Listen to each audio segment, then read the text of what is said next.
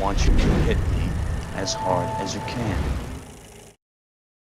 How could revered horror director Tobe Hooper, with credits like Poltergeist and the Texas Chainsaw Massacre to his name, turn a $25 million FX-driven sci-fi movie about intergalactic bloodsuckers into a box office bomb?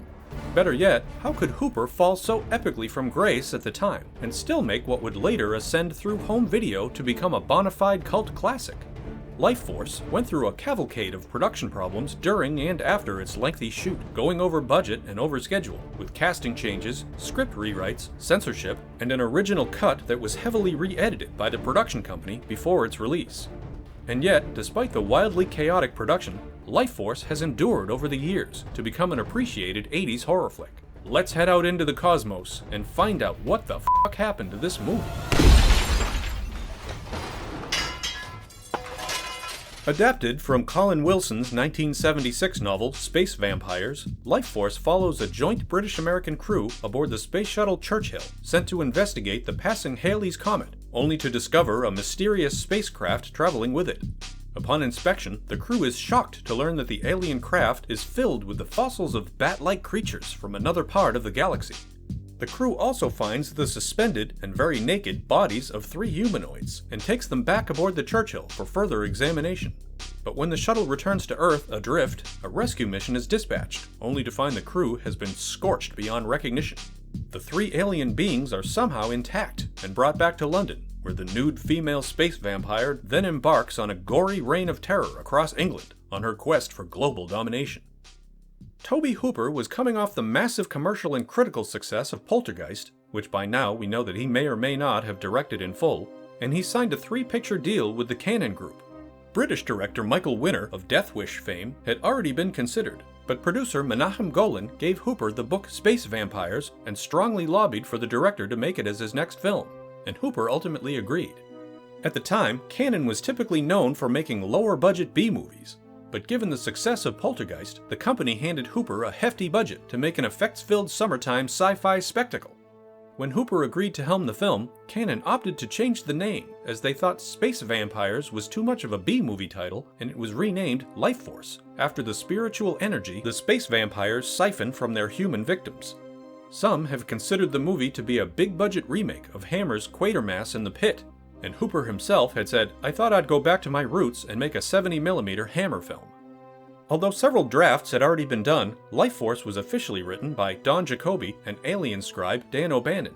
The director knew O'Bannon from Return of the Living Dead, which Hooper had planned to direct but left to work on LifeForce instead. It was Hooper's idea to incorporate Halley's Comet into the script, as it was due to pass by Earth in 1986, the year after the movie's release.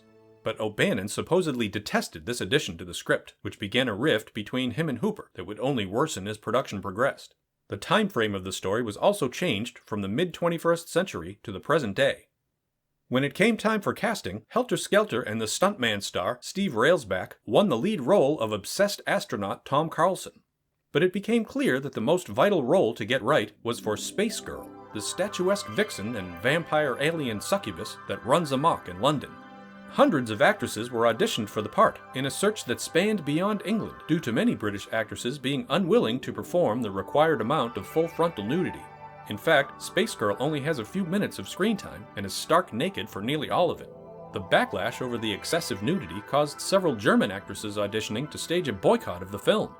Ultimately, 18-year-old French ballet dancer Mathilde May was chosen to play Space Girl, based on her comfort being nude in front of the camera. The catch was that May didn't speak a word of English. For her audition, May had to learn her lines phonetically. Once she was cast, she spent the next 6 months learning English during her stay in the UK as the film continued pre-production, depending on the accents of her primary screen partners, Frank Finlay and Michael Gothard, to model for her dialect in the film. Casting continued to be an issue on LifeForce. Sir John Gielgud was originally cast as Dr. Armstrong in the film, but bowed out when his salary was inexplicably cut in half during pre-production. He was replaced by a pre-Picard Patrick Stewart after filming was already underway. Stewart, who had his first on-screen kiss in the movie, has called Tobe Hooper his favorite director to work with. At one point, Olivia Hussey was cast as Ellen Donaldson, but she quit after mistakenly thinking that she had to play the gratuitously naked space girl, and not a woman possessed by her consciousness. Believe it or not, rock star Billy Idol was also offered a role as a vampire in the film, but was forced to decline due to his touring schedule. Hooper had directed Billy Idol's Dancing with Myself music video in 1983, his only credit between Poltergeist and Lifeforce, and he wanted to work with the spiky-haired musician again. However, the vampire role ultimately went to Christopher Jagger, younger brother of Rolling Stones frontman Mick. Cannon initially wanted Sir Anthony Hopkins for the role of Colonel Kane, but he turned it down. Michael Caine was also approached for the part, before Peter Firth was eventually cast. Additional actors up for various roles included Klaus Kinski, Terence Stamp, and the A-Team's leader, George Peppard. Initially scheduled for a 17-week shoot, Lifeforce began filming in England on February 2, 1984. Due to various difficulties, the film went over schedule by 5 weeks, nearly getting shut down by Cannon. The production was also reportedly competing for time and stage room with Return to Oz and Ridley Scott's Legend, which were filming at the same time as Lifeforce. According to actor Nicholas Ball, one of the Churchill's crew, the opening spaceship sequence was to blame for significant problems. Ball was signed on for 3 weeks, but spent far longer on the set due to the technical challenges. Since many of the actors were only paid scale, several threatened to quit over the lengthy delays. Hooper admitted that one of the most challenging scenes was the beginning, as the Churchill discovers the alien vessel.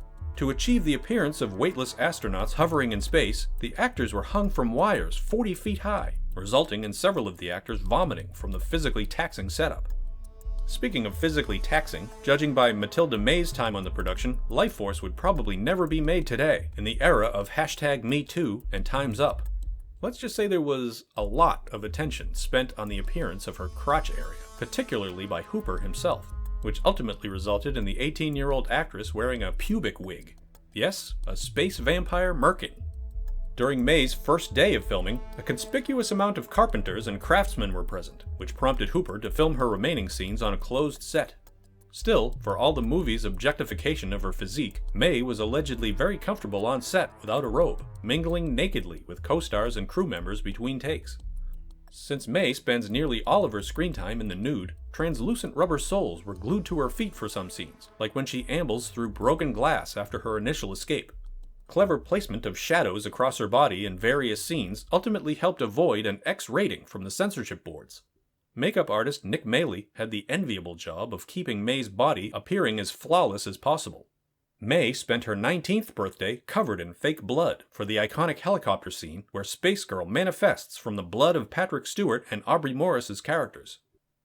In terms of the movie's non-Space Girl special effects, Academy Award winner John Dykstra of Star Wars fame was hired to oversee the production, from the phallus-shaped alien spaceship to the climactic destruction of London, which was performed with blue screen, optical effects, and miniatures, including an existing model village near Christchurch in the UK.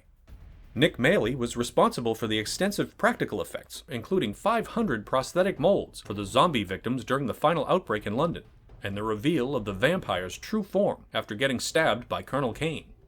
Maley's work also included the pathologist's grisly death scene, a complicated sequence with an animatronic puppet that took a full week and a crew of more than 20 to accomplish. Tobe Hooper would later refer to these desiccated zombie victims as the walking shriveled.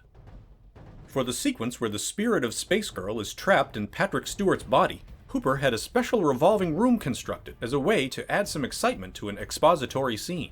The expensive spinning set could simulate 1 G of gravity and was intended to have people and objects floating and colliding with the walls, but the effect is barely noticeable in the final scene.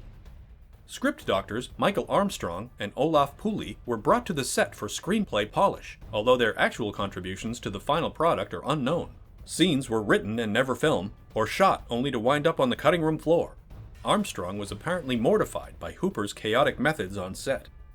Editor John Grover called Lifeforce a very weird film. In addition to the inherent censorship problems from footage he describes as pornographic, he said that what was initially filmed was virtually unusable, at least until Hooper found his footing, after which the studio loved the dailies so much that they kept throwing more money at the production. Grover also stated that half the crew was basically on coke and stuff like that because they were all into drugs. I think they'd been seduced by the Lifeforce. It was even joked that cocaine was part of the film's budget, which may have, influenced Tobe Hooper's creative decisions and directing style.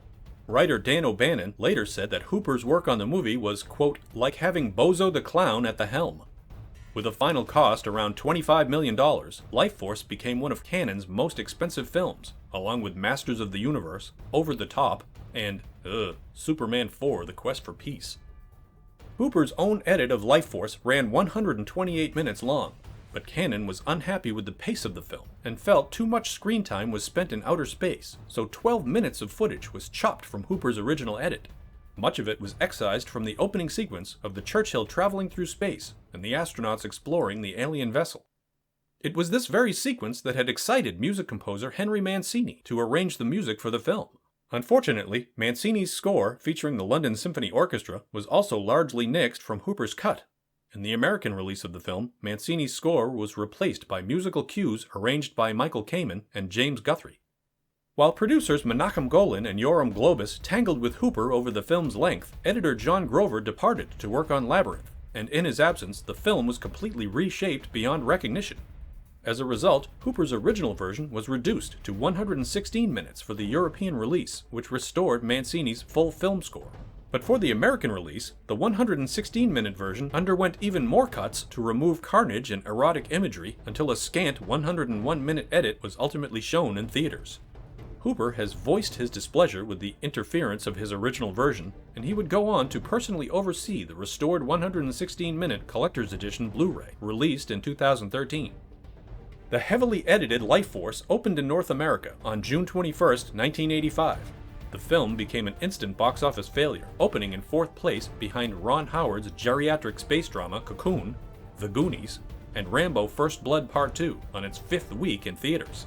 LifeForce would go on to gross a total of $11.6 million at the domestic box office, less than half of its $25 million budget. Despite the poor showing and his differences with Cannon, Hooper would go on to complete his 3-picture deal with the remake of Invaders from Mars, another collaboration with Dan O'Bannon, and Texas Chainsaw Massacre 2, both released in 1986. Critically speaking, LifeForce drew middling responses across the board.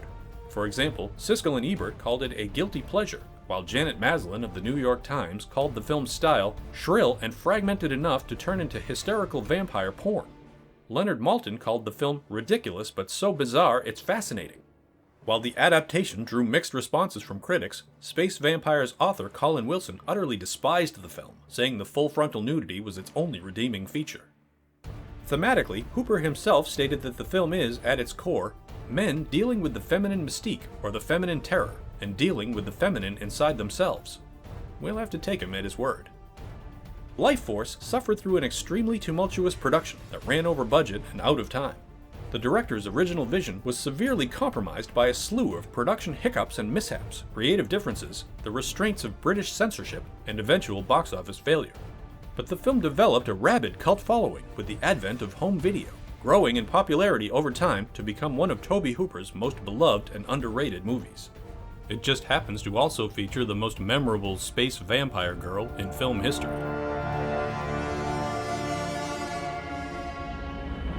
Churchill, come in. This is Mission Control, Great Britain. Churchill, come in. This is Mission Control, Great Britain. Do you copy? Come in, Churchill.